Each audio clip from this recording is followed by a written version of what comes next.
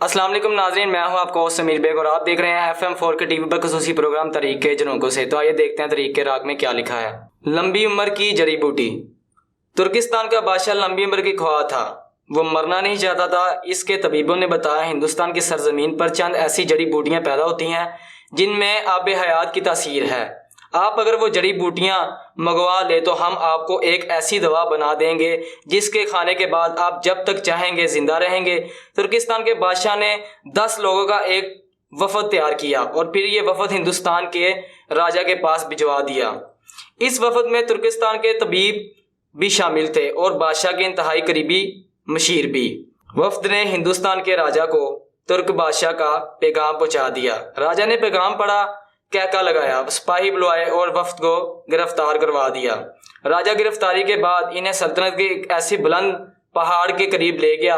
इसने पहाड़ के नीचे खैमा लगवाया, इन 10 लोगों को इस खैमे में बंद करवाया और इसके बाद हुक्म जारी किया, जब तक ये पहाड़ नहीं गिरता तुम लोग इस जगह से कहीं नहीं जा सकते।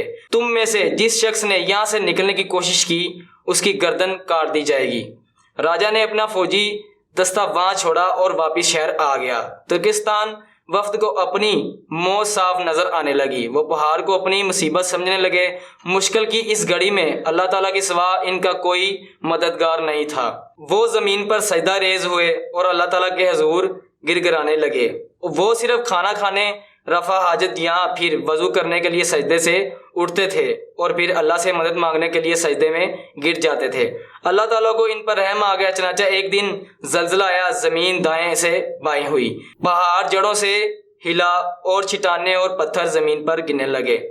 इन 10 लोगों और सिपाहियों ने भागकर जान बचाई। राजा के सिपाही इन 10 लोगों को लेकर दरबार में हाजिर हो गए। इन्होंने राजा को सारा माजरा सुनाया। राजा ने बात सुनकर कहका लगाया और इसके बाद इन 10 एलचियों से कहा, आप लोग अपने बादशाह के पास जाओ, इसे ये वाकया सुनाओ और इसके बाद मेरा पैगाम दो। इसे कहो 10 लोगों की बददुआ जिस तरह पहाड़ को ज़ेरा ज़ेरा कर सकती है, बिल्कुल इसी तरह 10-20 लाख अवाम की बददुआएं बादशाह की ज़िंदगी और इक़्तिदार दोनों को खाक में मिला सकती है।